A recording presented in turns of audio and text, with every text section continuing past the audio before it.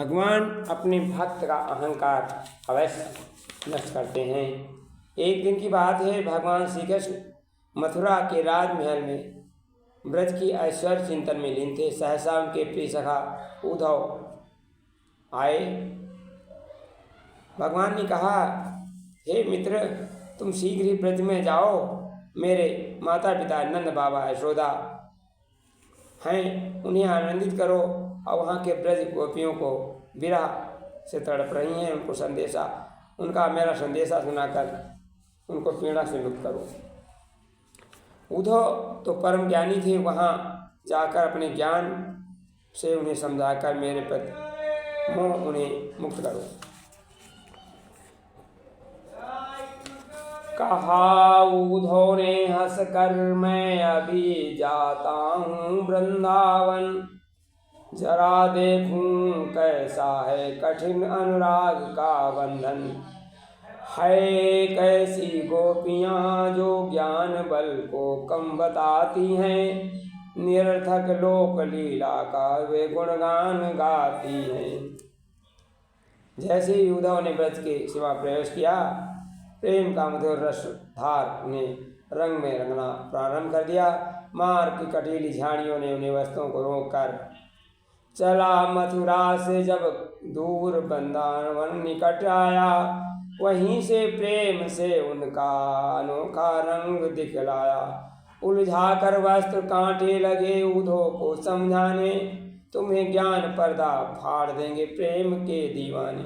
चलते चलते उद्धव नंदगांव में प्रवेश किया और ब्रजवासियों के मार्ग दर्शन प्राप्त कर नंद बाबा के घर पहुँचे। बाबा ने उनका यथोचित आदर किया। रात व्यतीत हो गई। उद्धव जी सवेरे वृंदावन जाने की अनुमति मांगी। पिता करते समय मैया ने अपने बाल कृष्ण के माखन और मिश्री पर एक हांडी दी और जिसे लेकर उद्धव वृंदावन को प्राण।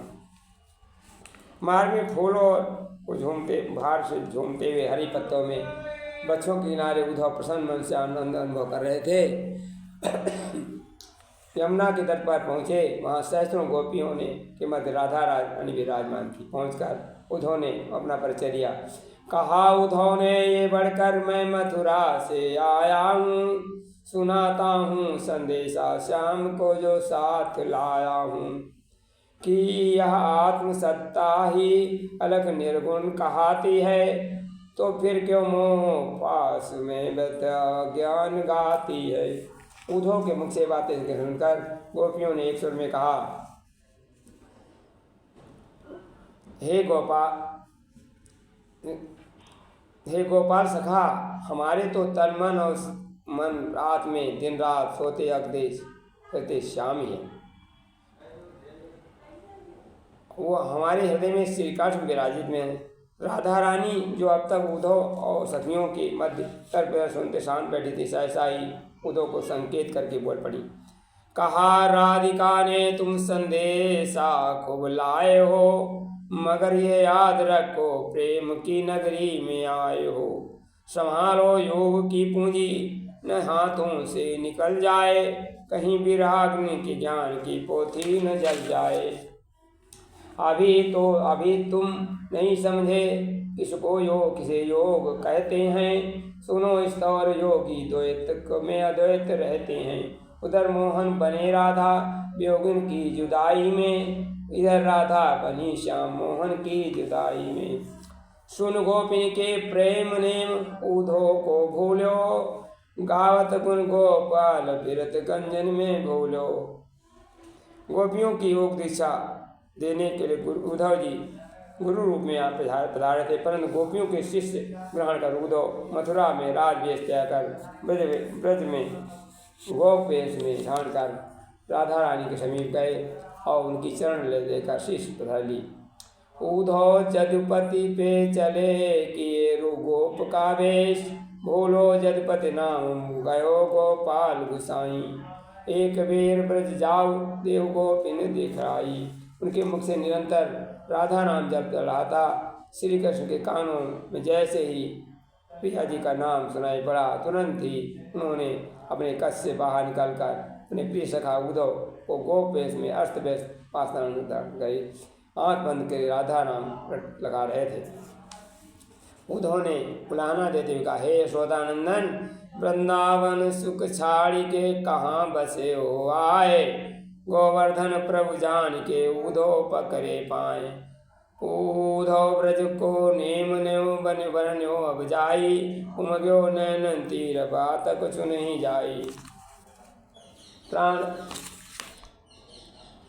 ब्रज के वैभवता कैसे आकर बस गए हैं। उद्धव श्री कृष्ण के चरणों पर श्री राधा और गोपियों को निश्चल प्रेम विराग में तड़प तड़प कर प्राण त्यागने की व्यथा कह सुनाई। करुणा रस महासागर में डूबे अपने सुख सखा के मुख से ऐसे दीन वचन सुनकर भगवान श्री कृष्ण व्याकुल उठे। सुनत सखा के बैन नैन भर आए दो। विवश प्रेम आवेश नहीं नाहिन सुधि कहू। रोम रोम प्रति गोपिका गई सामर गात। काम तरो रो सावरो बेज बनिता की बात। तुम भली प्रकार समझ लो, ब्रजवासियों को मुझ में कोई अंतर नहीं है। मैं सदा सर्वदा ब्रज में वास करता हूँ। मैया बाबा आंगन में नित्य माखन मिश्री भोग लगाता हूँ। श्री कृष्ण ने देखा उद्धव शंका का झंझावत उलझे हैं। इसका निवारण करने के लिए उन्होंने प्रभु की अपनी माया के माध्यम से उद्धव को ब्रजलीला में साक्षात दर्शन कराकर संदेह को दूर किया। परम भागवती उन समस्त गोपियों के चरणों को बार बार वंदन प्रणाम करते हुए भगवान उद्धव ने नतमस्तक हो गए। अपने प्रिय सखा की इच्छा का सम्मान करते त्रिलोकीनाथ भगवान श्री कृष्ण ने गोवर्धन क्षेत्र में बाएं तट पर विराजमान कर दिया। आज भी दिव्य नित्य नेत्र ज्योति प्राप्त भक्तों के साथ साथ दर्शन दे। इसलिए भक्तों का घमंड अवश्य दूर करते हैं। भक्तों का घमंड अवश्य दूर करते हैं।